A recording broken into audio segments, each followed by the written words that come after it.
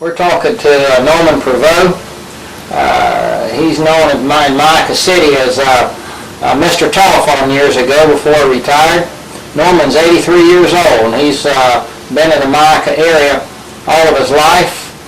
He's going to tell us some stories, maybe about Manhattan, the shirt factory, some things about Myakka area. Norman, tell us what you can remember. In the 20s, last of the 20s, is when I really got to know the Manhattan area. And we just happened to be going over there. I don't know why, we found it. We found it. And that was just a growing up of my life young. And they was the finest people, northern people. They had built that shirt factory I was telling you about. The first black Angus cows I ever seen in my life when they brought them in here. Them was the most beautiful things I ever looked at.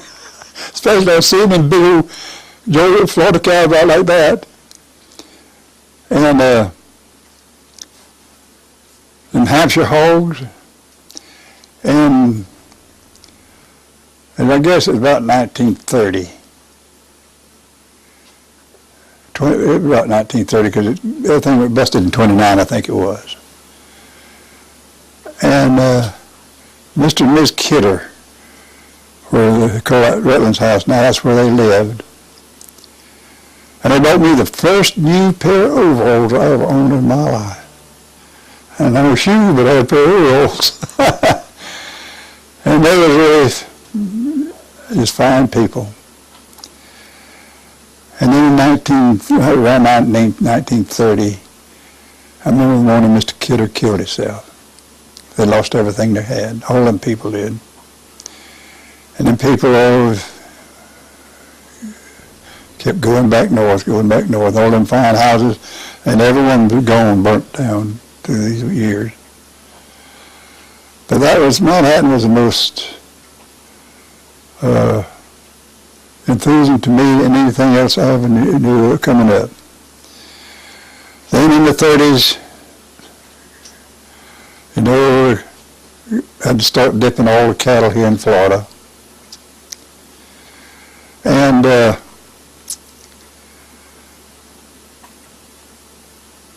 straight on a horse 40 light of morning and off in the dark night. Now, I'm not talking about a fancy saddle. I'm talking about an old McClellan tree saddle.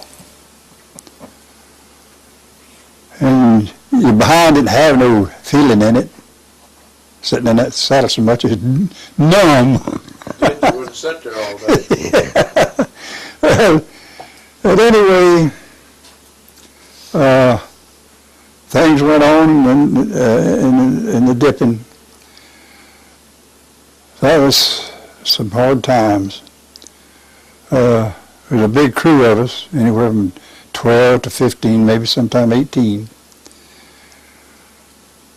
And there was somebody in the crew that you had to watch like a hawk watching something, trying to pull a prank on you. And I was scared of driving Lewis more than a rattlesnake, I do believe. You didn't know what he was going to do. And I don't know whether y'all ever knew Echo Henley or not. The Henleys, they had the cab service years later in Bradenton, first cabs ever was. I know they'll get one night what happened. We was headed to 19 to camp. And those little drives in a hurry to get on to the camp. Well, had just one little shack there, and the Echo had fixed him something to hang over the rafters up there to stay up there. And he got a little syrup bucket. Well, syrup used to come in gallon buckets, hung it on a nail up there to pee in it at night, so I had to get out of that, hold that on there. Well, I knew that Razzle was up to something or other, but as long as I stayed away from him, anybody done to stay away from me. And that night I heard a echo hollering, "Dad, I'm gonna kill you, Razzle Lewis." out there and took a knife or something and poked holes in his syrup bucket and stuck it back up there, and he got it and peed.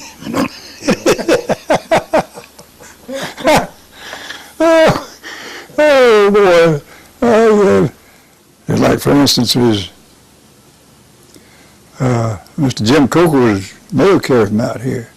We got the mail Mondays, Wednesdays, and Fridays. And I was there doing the dipping. Got to come home. She says, "I want you to go stay here mail day, and carry mail letter for me, and get me 5 7-penny postcards." What it was, she had 1 quarter, 1 piece of money,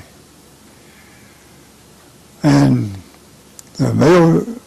Where the mail, Mr. Coker come, was about 3.5 miles, 3.5, 4 miles from my house, and I had to meet him there on a horse with that 1 quarter. He sent a letter, cost 3 cents to send the letter, and then 7-penny, and postcards a penny apiece, which would cost a dime.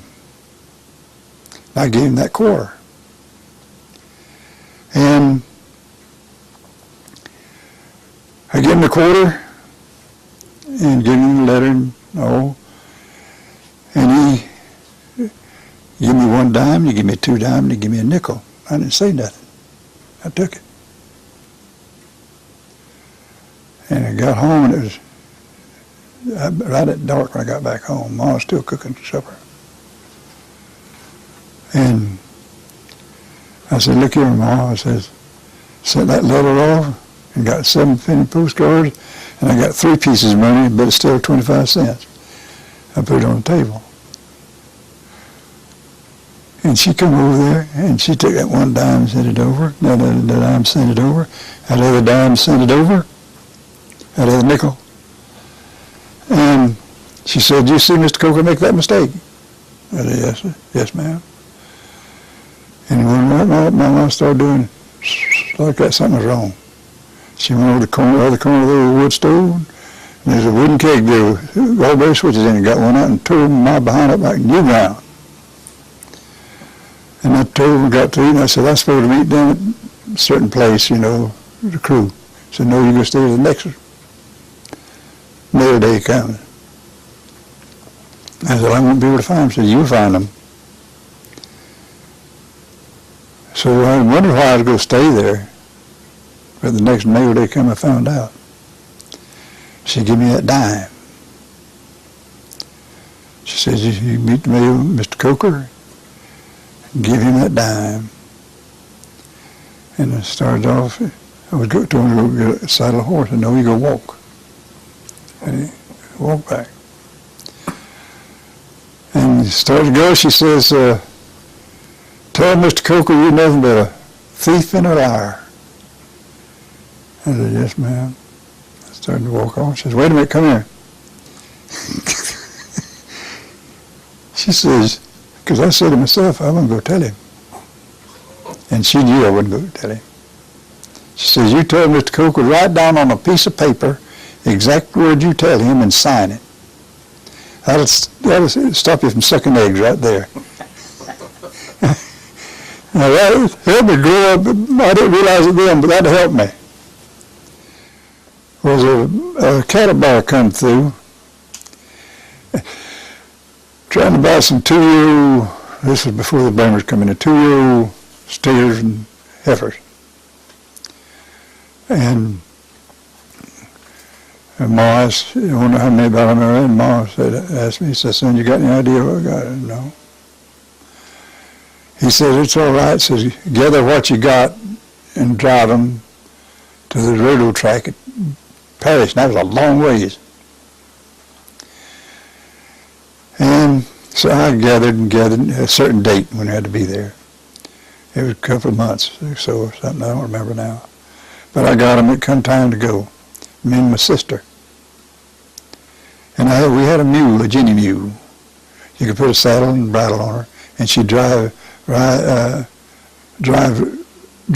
day, behind the cattle, and me and my sister on one side and the man on another. and had her dogs. And we left just before daylight in the morning driving. It was about 18, 20 or something like that. I can't recollect now how many there was. And we got there just as it getting dark in Parish. And that buyer, they counted them. And Ma wrote down on a piece of little brown paper bag how much it was. And I don't recollect now what it was. And I had it. And he counted them, and he went to counting the cows. And then he went to counting that money off. He was in a caboose, that's what's on the back of a trailer, that's what he was in. Counting that money out. When he got that money, I knew then what it was. Now I don't. You put more in, and I put my hand over it and took it. Just dollar bills now, with no big bills. Pulled it off. And he counted a few more dollar bills off there. And I said, no, sir, this is what his papers are, what Ma said. He says, son, let me tell you something. He says, if you work for a man, you give him an honest day's work. He says, if you hire a man, give him an honest day's pay. He says, if you buy something from somebody, don't buy it from what you can steal it for. Pay him what it's worth to you. He says, I'm paying your Ma what they're worth to me. And I says, I'll take it, you write her a note telling her that you give him this extra money. Because I didn't want to have to walk all the way back. And he wanted to know why I come up and I told him about the note, and I told him about how to take that dime back down. And he said, well, you've learned some good lessons. And I had that. You don't forget those things. You don't. 3.5 miles, you sure don't. I know we'll get December the 7th, 1941. You know what that day that was, don't you? Pearl Harbor Day. We was holding up about 300 or 400 or 500 2-year-old steers and heifers. Right on where South Gate Shopping Center is in Sarasota. 41 goes right through it. That's where we was holding right then, right on 41. And there's a woman. A car come on, a Model A. A man and a wife, and a car full of children going to church because it was on a Sunday. And she was crying. And I heard her say, bomb Pearl Harbor. Well, that didn't mean nothing to me because I didn't know where Pearl Harbor was or what it was. I was 17 because the following year I enlisted in 42. But